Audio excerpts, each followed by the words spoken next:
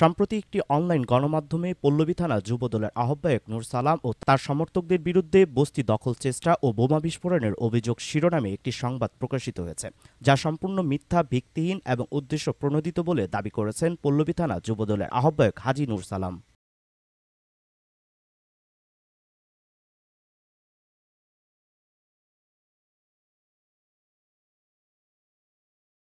তিনি এক বিবৃতিতে বলেন, এই সংবাদটি সম্পূর্ণ মিথ্যা, বানোয়াট এবং রাজনৈতিকভাবে আমাকে হেয় প্রতিপন্ন করার অপচেষ্টা চলছে।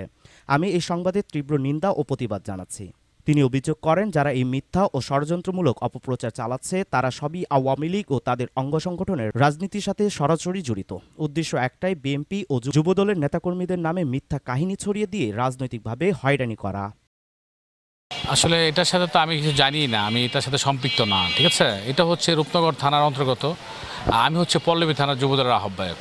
ওইটা একটা থানা, এটা আমি আরেক থানায় অবস্থান। বস্তির ঘর দখলের অভিযোগ করা হয়েছে। আসলে আমি তো সামাজিকভাবে ওয়েল এস্টাবলিশ।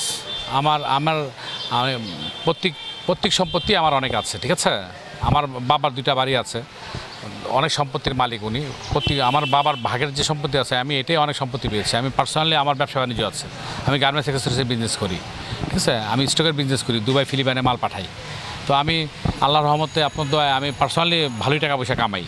তো আমার মতো ছেলের তো আসলে বস্তিতে 4টা ঘর দখল, এটা যায় না। এটা আপনারা আমার সম্বন্ধে, আমার এলাকাতে তদন্ত করেন, আমার সম্বন্ধে, আমার এলাকা অবস্থান কি, সামাজিক অবস্থান কি, আমার বস্তিতে আমি ঘর দখল করতে যেতে পারি কি না, তা আপনারা তদন্ত করে ব্যবস্থা নেন। আপনারা সাংবাদিক, জাতির বিবেক, আপনারা সেটা ব্যবস্থা নেবেন। যদি আমি অপরাধী থাকি আমাকে শাস্তি দিবেন। হ্যাঁ, তো আমি এটার কিছু জানি না। আর যখন কালকে এই ঘটনা ঘটে তখন আমি উত্তরাতে অবস্থান করতেছিলাম আমার ব্যক্তিগত ব্যবসায়িক অফিসে।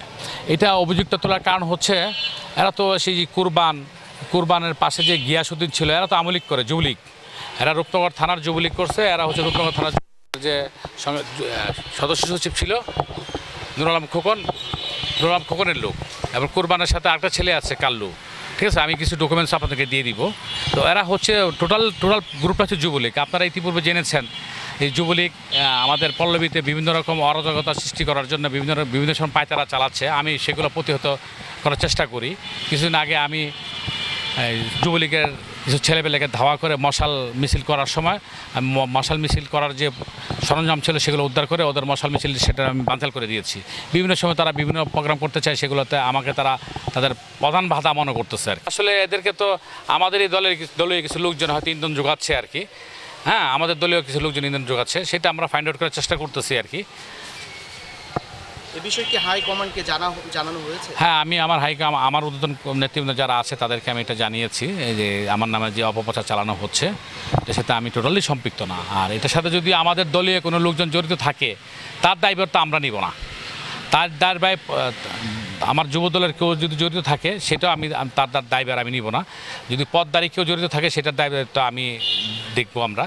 এখন কেউ যদি যে বলে যে আমি যুবদল করি, কিসে যে যুবদল করি? এই কুরবান যে ছেলে অভিযোগ করেছে, এই ছেলে যুবদলের বিভিন্ন মিটিং মিছিলে যায়, সে তো আমলিক করে, হাইব্রিড নেতা সে। ঠিক আছে, সে তো দাবি করলে হবে না। সে যে এক যে ক্রাইম করতেই পারে, আমার দল কেন নিষেধ করছে হাইব্রিডদেরকে জায়গা দেওয়া যাবে না? কারণ হাইব্রিডদের ভিতরে তো ক্ষুধা বেশি, হাইব্রিডরা এসে খাবলাখাবলি করতেছে, থাবাথাবি করতেছে। তো এই জন্যে আসলে এটা থাকতে পারে আমাদের দলীয় কোনো লোকজন। আমাদের দলীয় লোকজনের ইন্ধন না থাকলে ওরা কীভাবে সাহস করে, যুবলীগ আমলীগ কীভাবে সাহস করে যে আমাদের বিরুদ্ধে লড়বে, আমাদের ছেলে মারবে বা আমাদেরকে হেয়পূর্ণ করার চেষ্টা করবে সামাজিকভাবে? ঠিক আছে, আমি চিন্তা ভাবনা করতেছি আমি এটা হয়তো একটা মানহানিকর মামলা করবো আর কি, কারণ এটা সামাজিকভাবে আমাকে হেয় করার চেষ্টা করা হচ্ছে। জি না, আমি কোনো অভিযোগ আইনশৃঙ্খলা দিইনি আর কি। এরকম কোনো পদক্ষেপ নেওয়ার কোনো আমি চিন্তা ভাবনা করতেছি আর কি। হ্যাঁ, আমার গুরুজন যারা আছেন, আমার দলীয় ঊর্ধ্বতন নেতৃবৃন্দ যারা আছেন, তাদের সাথে কথা বলে আমি এটা অচিরে একটা সিদ্ধান্ত নিব আর কি। আর যদি কেউ যুবদলের কথা বলে কোথাও চাঁদাবাজি কোনো কিছু অন্যায় করে, তাদের প্রতি আমার অনুরোধ থাকবে তাদেরকে আটকিয়ে আইনের হাতে উঠিয়ে দিবেন, অথবা আমাদেরকে খবর দিবেন, আমরা যে তাদেরকে প্রশাসনের কাছে উঠিয়ে দিব। এটা সকলের কাছে আমার দাবি রইল। আর এই যে যদি কোনো আপত্তিকর ঘটনা ঘটে, কেউ যদি আমার নাম বলে কিছু বলে, সে দায়িত্বটা আমি কখনো নিব না। ঠিক আছে, এটা আমিও নিব না, আমার দলও নিবে না আর কি। হ্যাঁ, কালকের যে তাদের যে ঘটনা ঘটছে, ঠিক আছে, সেটা কে বা কারা করছে সেটার তো দায়ভার আমি নিব না। হ্যাঁ, তারা আমার লোকও না, তারা এটা প্রমাণ করুক।